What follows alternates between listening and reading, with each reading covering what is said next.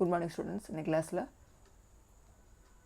Algebra லெசனில் exercise 3.17ல் sum number 1 பார்க்கலாம். இப்போது ஃபைண்ட் த நம்பர் ஆஃப் எலிமெண்ட்ஸ்னு கேட்டிருக்காங்க. நம்பர் ஆஃப் எலிமெண்ட்ஸ் வந்து அப்படியே கவுண்ட் பண்ணி எழுது. ஃபர்ஸ்ட் ரோவில் 4 எலிமெண்ட்ஸு 4 எலிமெண்ட்ஸ் 4 எலிமெண்ட்ஸ் 4 எலிமெண்ட்ஸு. அப்போ 4 + 4 8, 8 + 4 12, 12 + 4 16. ஓகே, இல்லை நம்பர் ஆஃப் ரோஸை பார்த்துக்கோ. நம்பர் ஆஃப் ரோஸ் வந்து 4 1 2 3 4. நம்பர் ஆஃப் காலம்ஸ் வந்து 1 2 3 4. அப்போ 4 × 4 16 அப்படி போட்டுக்கலாம். Okay, 16 elements. இப்போது ஆர்டர் ஆஃப் த மேட்ரிக்ஸை நம்ம எப்படி எழுதுவோம்னா m/n எழுதுவோம். எம்ங்கிறது வந்து ரோஸு, n வந்து காலம்ஸு.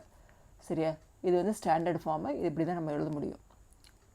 சரியா, இங்கே என்ன இருக்குது? நம்பர் ஆஃப் ரோஸ் என்னது? 4 1 2 3 4. நம்பர் ஆஃப் காலம்ஸ் என்னது? 1 2 3 4. அப்போ 4/4ன்னு எழுது.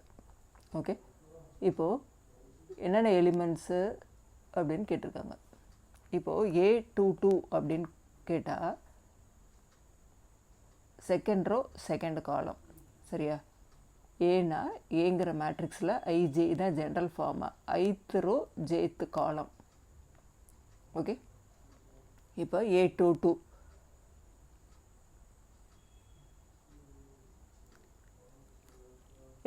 எங்கே இருக்குது? Second row second column. சரியா, இது செகண்ட் ரோ செகண்ட் காலம். √7 இங்கே எழுது. √7 A23 செகண்ட் ரோ தேர்டு காலம். அப்போ √3/2.